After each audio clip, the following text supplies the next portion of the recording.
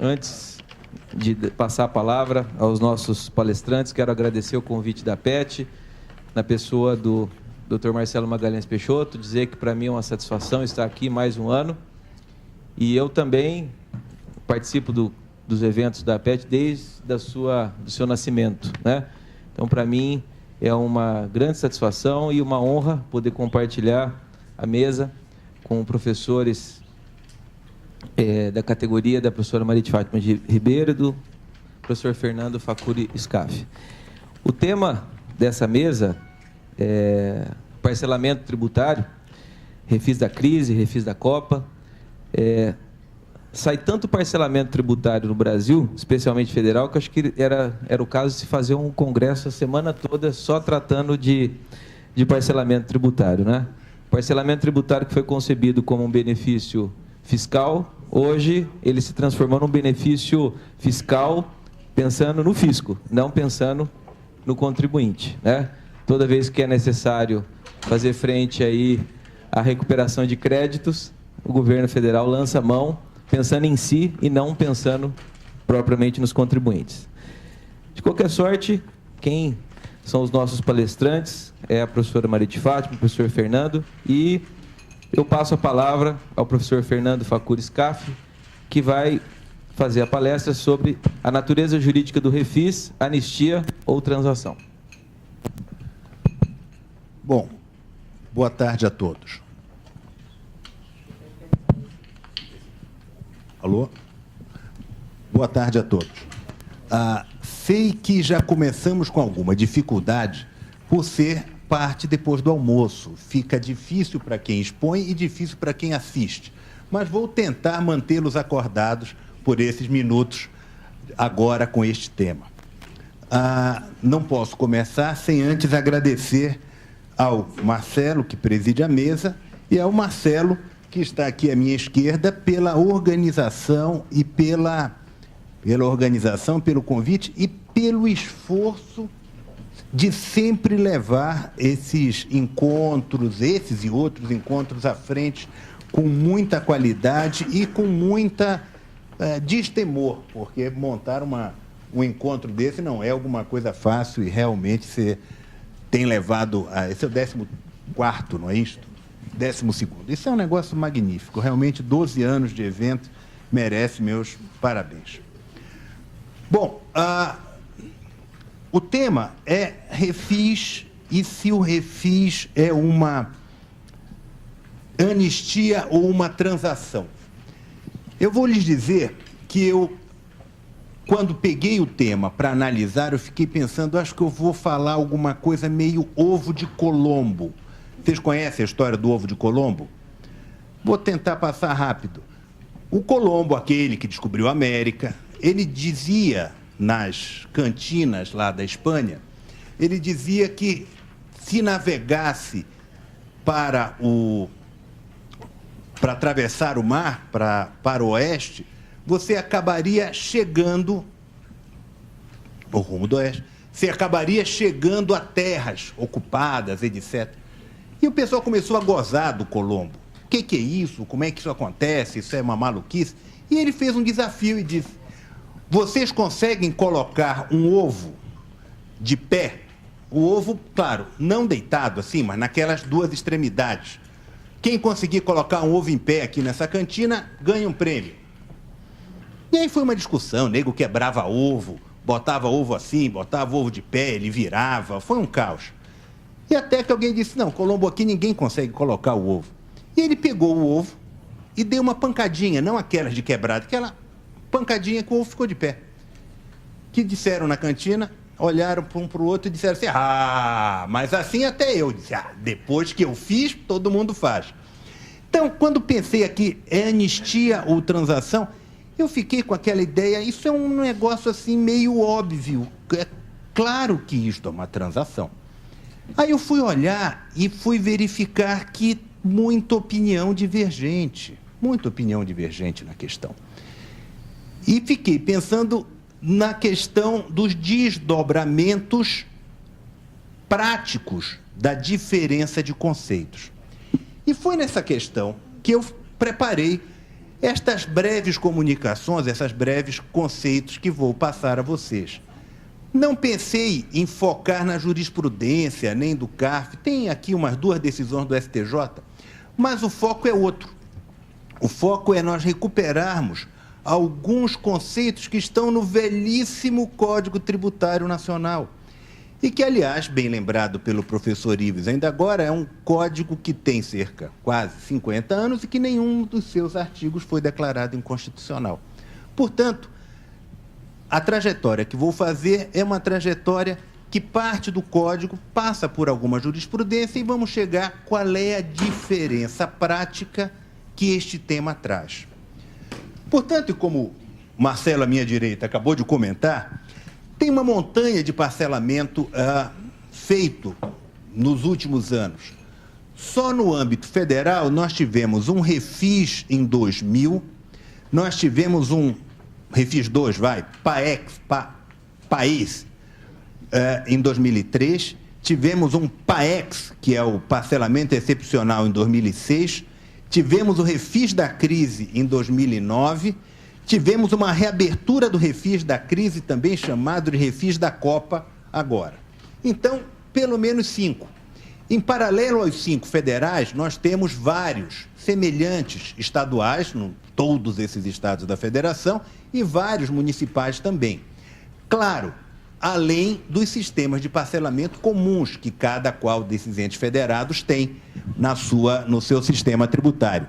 Então, é dentro deste contexto que vale a pena nós gastarmos um tempinho para ver qual é a natureza jurídica dessas situações. E aí eu vou puxar 3 conceitos iniciais para nós tentarmos ver onde é que pelo menos esses 4, Refis, PAEX, PAEX, Refis da crise, o da Copa, como é que esses se enquadram? Quais são os 3 conceitos? Peguei os 3 do Código Tributário Nacional. Um conceito de transação, um conceito de remissão e um conceito de anistia. Vamos verificar. A transação, e desculpem a leitura, vai dizer no artigo 171 o seguinte: a lei pode facultar, nas condições que estabeleça os sujeitos ativo e passivo da obrigação tributária, celebrar transação que, mediante concessões mútuas, importe em determinação de litígio e consequente extinção do crédito. Vou grifar, na voz, a palavra concessões mútuas. Segundo artigo, que é a remissão, artigo 172. A lei pode autorizar a autoridade administrativa a conceder, por despacho fundamentado, remissão total ou parcial do crédito tributário, atendendo alguns incisos que não vêm ao caso aqui. Ou seja, aqui você tem uma remissão, perdão do crédito tributário, pode ser parcial ou total. O terceiro artigo, o artigo 180 do Código Tributário, que fala de anistia, e que vai dizer o seguinte: a anistia abrange exclusivamente as infrações cometidas anteriormente à vigência da lei que a concede. Então, 3 conceitos. Um conceito de transação, concessões mútuas, um conceito de remissão, que é o conceito de digamos assim, perdão total ou parcial do crédito tributário, e um terceiro de anistia, que diz respeito às penalidades. Ok? De posse desses 3 conceitos, vamos olhar um pouquinho para o lado e verificar o seguinte: como é que nós temos o sistema de nascimento e quitação, encerramento, dentro do Código Tributário, das nossas fórmulas de obrigação tributária. Então, surgida obrigação, não vou entrar naquela discussão se o lançamento constitui, declara, vamos pular esse pedaço. Não é a hora de discutir isso, não é o foco, tá certo? Mas o fato é, montado o crédito, formalizado o crédito, surgido mesmo, como é que ele desdobra? Ele pode ser suspenso, extinto ou excluído. Causas de suspensão, conhecemos, depósito montante integral, aquela questão das liminares e tal. Extinção, pagamento, que é a regra geral da extinção. Compensação, que como a própria lei determina, é uma troca de créditos, remissão, já li, prescrição e decadência, que conhecemos, conversão de depósito em renda, o que, aliás, terminologicamente está errado, não é renda, é receita. Claro, a União não tem renda nessa situação, ou o poder público não tem renda, ele tem receita. Homologação de lançamento, consignação em pagamento, decisão administrativa ou judicial transitada em julgado, dação em pagamento de bens móveis na forma da lei e a transação. E o que é a transação? Como disse, é uma mescla de atos, porque na transação nós temos, por um lado, uma extinção do crédito tributário através do pagamento e através da remissão, porque uma parte do valor é pago parceladamente, mas há um pagamento e aquela quitação vai ser parte a parte. Nós temos uma situação de remissão porque uma parte deste crédito ele é efetivamente renunciado, total ou parcial, normalmente parcial. Uma parte disso o poder público abre mão.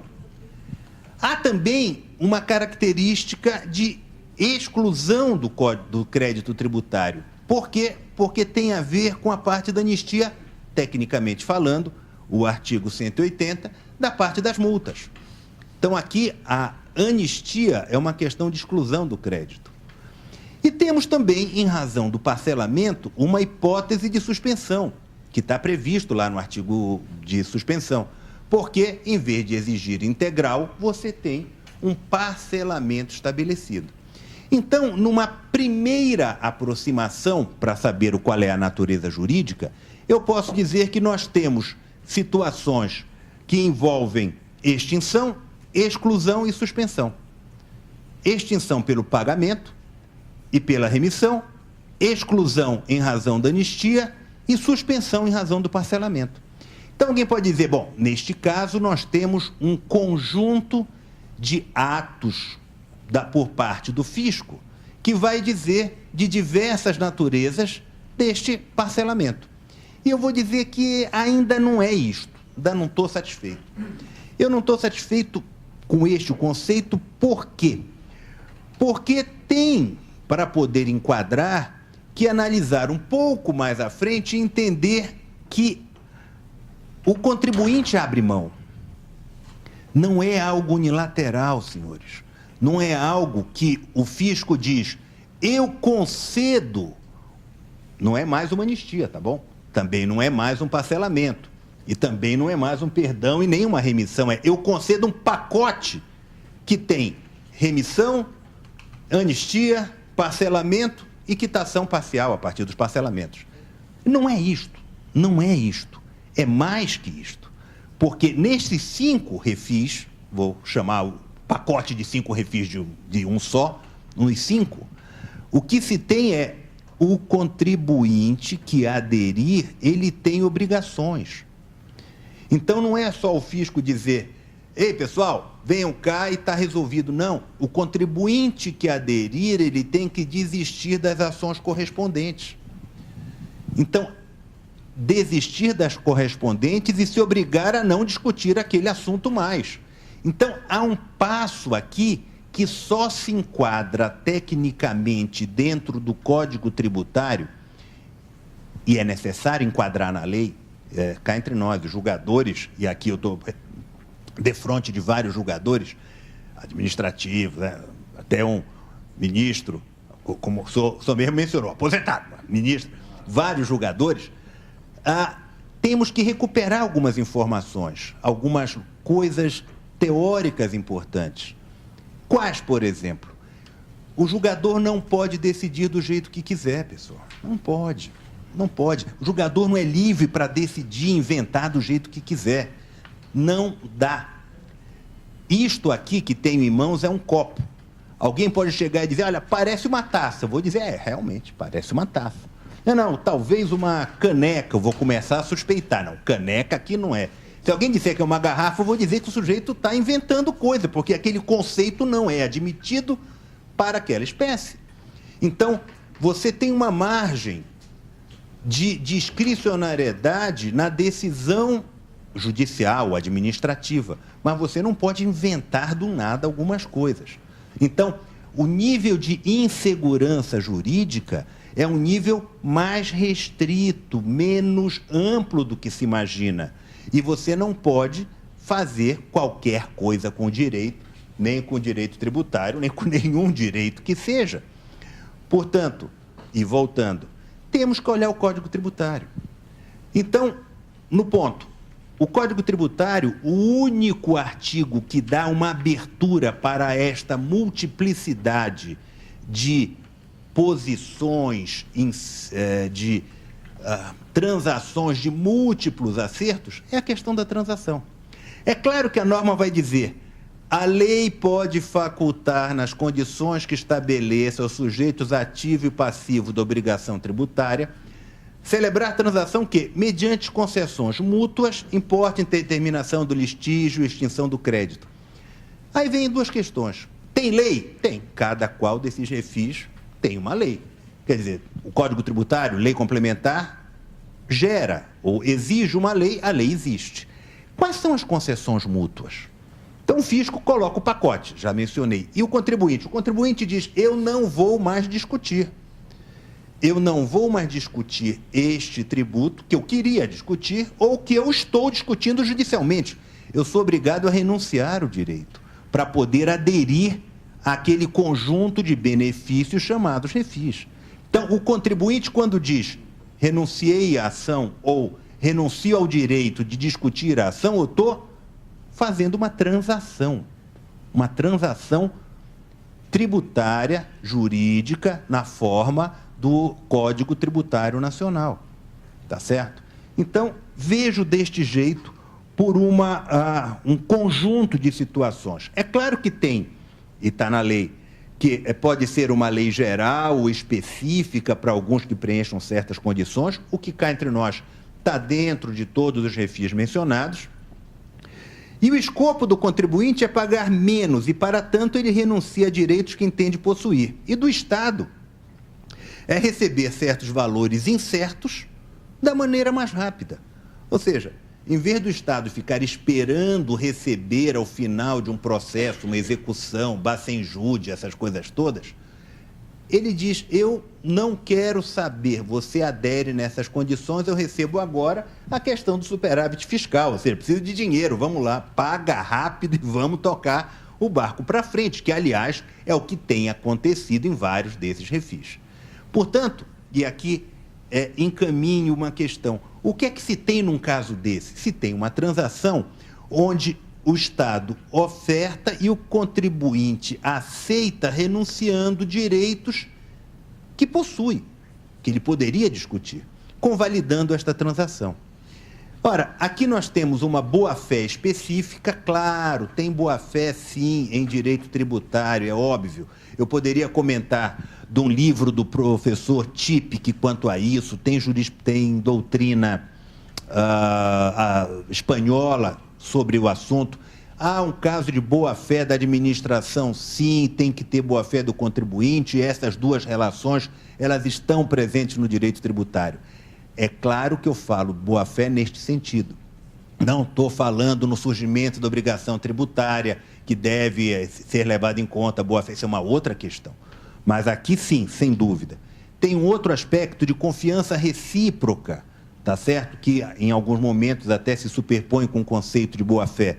Qual é a lógica da confiança recíproca? Eu ter a certeza de que o Estado vai trabalhar ou vai agir desse jeito e o Estado ter a certeza de que eu vou agir desse outro jeito. Por exemplo, dentro de um refis, é razoável, dentro de uma situação de boa-fé e confiança recíproca, que eu, contribuinte, não aceite ou não receba do Estado uma troca de portarias que modifique as condições inicialmente ofertadas pela lei.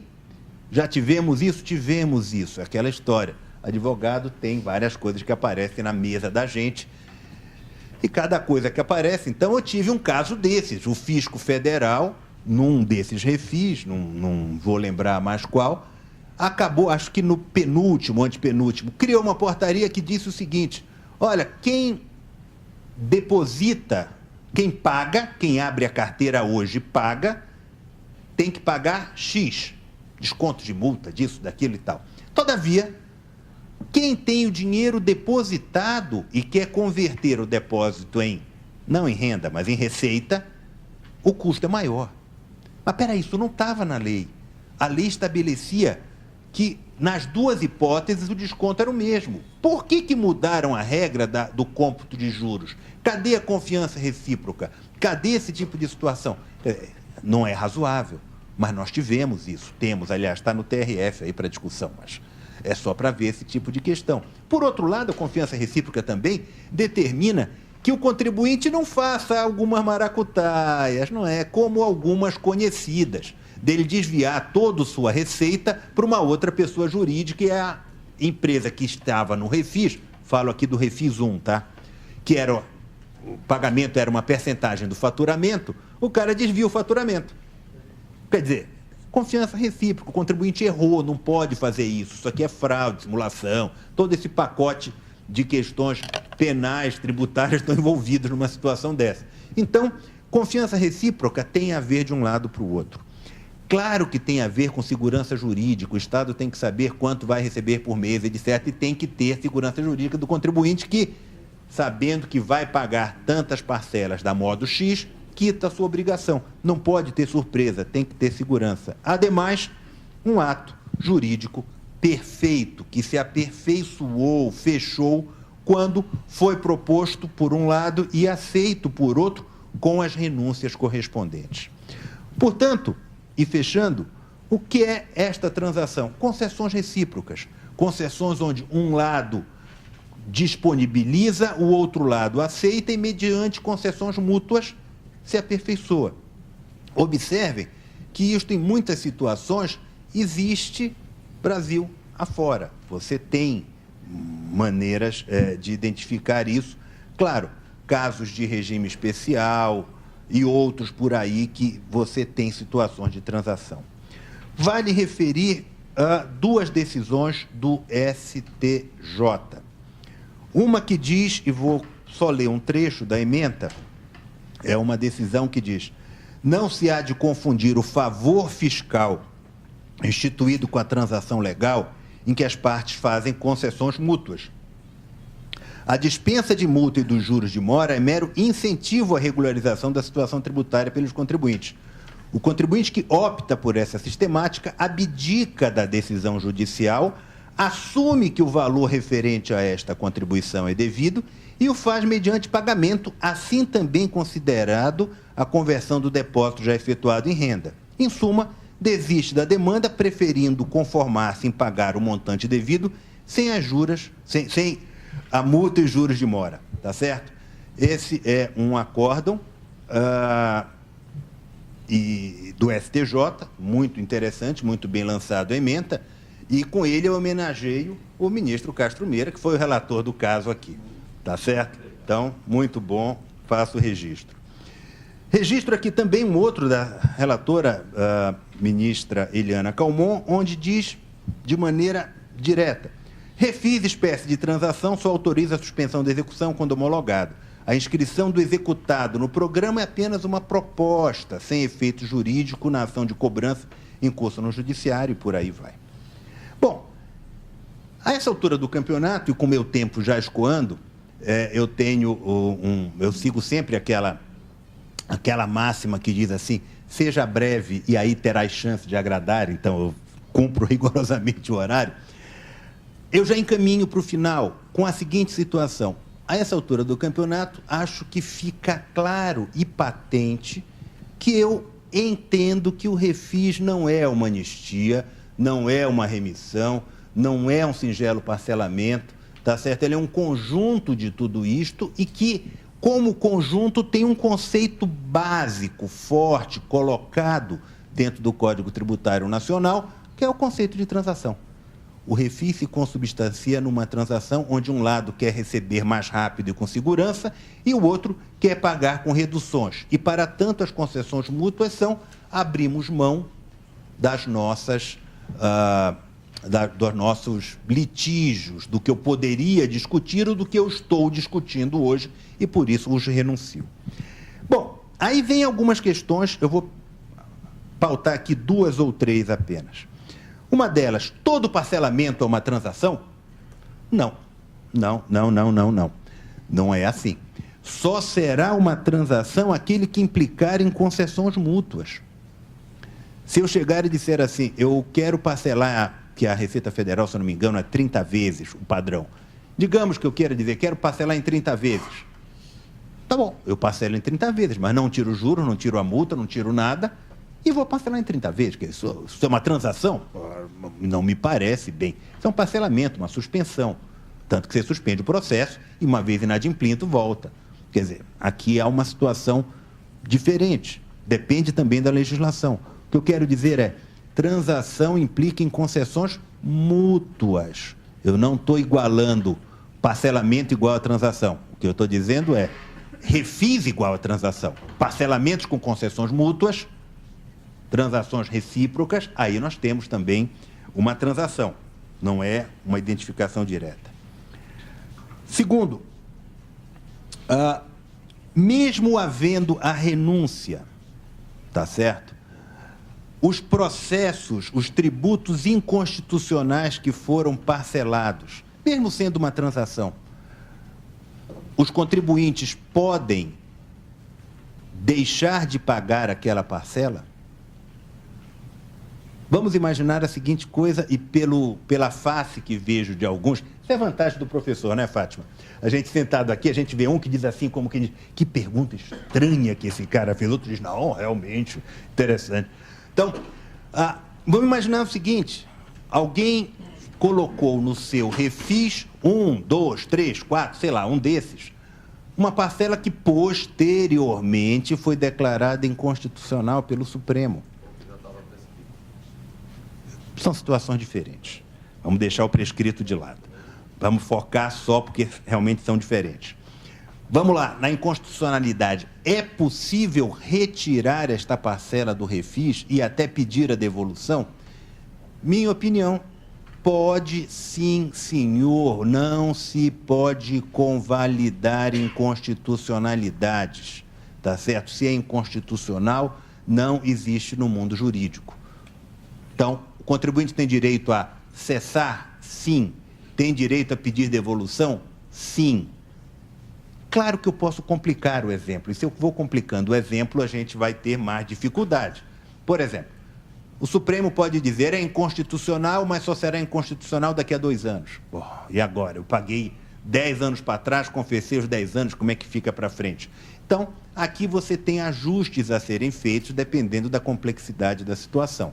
Mas numa linha direta, numa análise direta, tem que devolver, sim, o fisco. É um caso de compensação, repetição e cessação, abatimento daquela parcela dentro do conjunto, no meu ponto de vista. Outra, suponhamos que o fisco entenda que é um mero favor fiscal, que, cá entre nós, o fisco muitas vezes entende assim. Refis, qualquer um desses, é um favor fiscal. Nós estamos dando aquela colher de chá para o contribuinte, e esses caras ainda fazem uma bobagem dessa, não pagam, dão uns remissos, um pessoal que inadimplente, dá-lhe um pau no contribuinte. Vamos pensar juntos? Suponhamos que eu, contribuinte, não pague. E acontece, os negócios apertaram, a coisa não deu, tal. O fisco pode cobrar o saldo cheio? Pode, está na norma. Eu posso reativar os meus processos? Reparem, não é um favor fiscal. Para eu dizer que é uma transação, já disse antes. Eu estou só relembrando. A partir do momento que eu estou convencido que é uma transação, se esta transação é, por algum motivo, desfeita, não deu para fechar, não deu para prosseguir, o fisco pode cobrar o integral, sim, e abate só o pedacinho que eu paguei. Mas eu não posso ficar de braços atados, de mão fechada e dizer, bom, então a minha condição lá atrás, que foi renunciar, eu não posso retomar. Eu tenho que poder retomar, senão eu fico realmente de mãos atadas. Não é um favor fiscal, não é um favor fiscal, é uma transação. E uma transação implica em concessões recíprocas, em ajustes recíprocos. Portanto, e aí volto, não é apenas um belo exercício acadêmico nós discutirmos se o refis 1, 2, 3 é ou não uma transação, uma anistia. Tem reflexo, e o principal reflexo está aqui, a questão da reabertura dos processos. Bom, tem várias possibilidades aqui quanto à cobrança de juros de mora e umas outras, mas eu queria pegar um último caso, e com ele vou fechar. Suponhamos o seguinte, se for um favor fiscal, vou só por cogitação, porque eu já cheguei à conclusão que é transação, mas, digamos, se for um favor fiscal, eu, fisco, ofereço, vocês, contribuintes, aceitaram, porque eu sou magnânimo e eu preciso de dinheiro, venham. Vocês vieram, pagaram. E digamos que eu tenha renunciado 100 o quê? R$100 para cada qual. Para a gente, aqui, eu sou advogado, não sou contador para fazer conta, R$100 para cada qual. Estes R$100 de renúncia, como entram na contabilidade das pessoas jurídicas? Posso dizer que é uma redução de passivo e, portanto, tem que pagar imposto? Tem que pagar PIS, COFINS, etc? É? E se eu disser que não é um favor fiscal, meus amigos? Espera aí. Isso é uma transação. Isto é uma transação. Isso não é uma anistia, não é uma remissão. Isso é uma transação nos limites da lei, aonde estão bem e claramente colocadas. Qual é o ponto que eu, fisco, só no exemplo, por favor, eu, fisco, coloco para os contribuintes aderirem e o contribuinte vem a aderir renunciando, concessões recíprocas. Isto não é, claro, reduz o passivo, eu não estou negando isto, mas isso está na conta da transação, senhores, não é um singelo favor fiscal. Isso está na conta da transação. Não se pode fazer uma operação destas a fim de que o fisco, no final, se locuplete com a reversão do passivo e nova tributação sobre aquilo mesmo. Observe que é diferente, vou fazer um paralelo para distinguir, porque senão acaba dizendo, não, é tudo a mesma coisa. Não, não é a mesma coisa. O que acabei de falar é uma situação que tem a ver com transação refis. Outra coisa é, o fisco estadual paulista, por exemplo, me dá uma vantagem fiscal, algum desses benefícios fiscais estaduais, e eu uso esses benefícios fiscais, tá certo? É uma situação diferente esta formalização para esta outra que falei. Então, são situações diversas. Digamos que esse benefício fiscal do fisco paulista seja, o senhor não paga mais 80% do seu ICMS. Esse 80% é o quê? Qual é o enquadramento? Eu tenho que pagar alguns impostos sobre isto? É uma situação diferente da primeira. Então, para distinguir e não dizer que uma coisa é tudo igual, não. Uma situação é diversa da outra e que tem que ser estudada de maneira diferente na hora e momento adequado.